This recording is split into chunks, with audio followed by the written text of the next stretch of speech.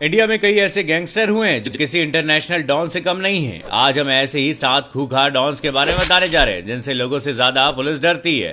Number 7, पापला Gujjar. Haryana के कुख्यात gangster पापला Gujjar कभी पहलवानी किया करते थे, लेकिन एक दिन किसी गुंडे ने उनके गुरु को मार दिया, जिसके बाद पापला गुज्जर अपने गुरु की मौत का बदला लेने के लिए जुर्म की दुनिया में उतर गए। इसके बाद से उन्होंने कभी पीछे मुड़कर नहीं देखा और लगातार जुर्म करते गए। इन पर हत्या के प्रयास और मारपीट के दर्जनों आपराधिक मामले दर्ज हैं। फरवरी 2016 में अपने गुरु की हत्या के बदला लेने के लिए किए गए 4 हत्याओं के आरोप में इन्हें गिरफ्तार कर लिया गया था। 1 साल तक जेल में रहने के बाद सितंबर 2017 में महेंद्रगढ़ कोर्ट में पेशी के दौरान इसके साथ ही इसे भगा कर ले गए थे। हालांकि पुलिस ने इसे फिर से गिरफ्तार कर लिया था और इसके बाद सितंबर 2019 में इसके साथियों ने पुलिस स्टेशन पर हमला कर इसे फिर से भगा कर ये ले गए थे। फिलहाल पापला गुज्जर नारनौल की नसीबपुर जेल में उम्र कैद की सजा काट रहा है। नंबर 6, लॉरेंस बिश्नोई। सिद्धू मूसेवाला की हत्याकांड का मास्टरमाइंड लॉरेंस बिश्नोई पंजाब के फाजिल्का का रहने वाला है। इसने पंजाब, हरियाणा और राजस्थान में कई वारदातों को अंजाम दिया है। साल 2011 में अपने साथी छात्र नेता के ऊपर हमला करने के आरोप में इसे पहली बार गिरफ्तार कर लिया गया था। जेल जाने के बाद ये जमानत पर बाहर आया, लेकिन इसके कुछ दिनों बाद ही इसे पिस्टल और कारतूस के साथ फिर से गिरफ्तार कर लिया गया था। साल 2015 में पेशी पर जाने के दौरान ये पुलिस को चकमा देकर फरार हो गया था। हालांकि बाद में इसे फिर से गिरफ्तार कर लिया गया था। फिलहाल ये दिल्ली के तिहाड़ जेल में बंद है। नंबर 5, प्रकाश शुक्ला। उत्तर प्रदेश के कुख्यात गैंगस्टर प्रकाश शुक्ला पढ़ाई लिखाई करके देश के लिए कुछ करना चाहते थे, लेकिन एक दिन मेले में किसी ने इनकी बहन को छेड़ दिया था, जिसके बाद प्रकाश शुक्ला ने उसे मारते मारते मेले में ही जान से मार दिया था और धीरे धीरे ये पूरे उत्तर प्रदेश के सबसे बड़े गैंगस्टर बन गए थे, जिससे जनता ही नहीं बल्कि यूपी पुलिस और नेता भी खौफ खाते थे। ये इंडिया के ऐसे पहले वांटेड थे जिसे पकड़ने के लिए सरकार ने पहली बार स्पेशल टास्क फोर्स बनाया था, जिसका सिर्फ एक ही काम था, प्रकाश शुक्ला को जिंदा या मुर्दा पकड़ना। निर्माण की गई इस फोर्स का पहला टास्क श्री प्रकाश शुक्ला को जिंदा या मुर्दा पकड़ना था। सितंबर 1998 में एसटीएफ को खबर मिली कि श्री प्रकाश शुक्ला दिल्ली से गाजियाबाद की तरफ आ रहा है। इसके बाद एसटीएफ ने उसकी कार का पीछा किया और जैसे ही उसकी कार इंदिरापुरम के सुनसान इलाके में पहुंची, एसटीएफ ने उसे घेर लिया। एसटीएफ ने उसे सरेंडर करने को कहा, पर प्रकाश शुक्ला ने फायरिंग शुरू कर दी और जवाबी फायरिंग में वो प्रकाश शुक्ला मारा गया।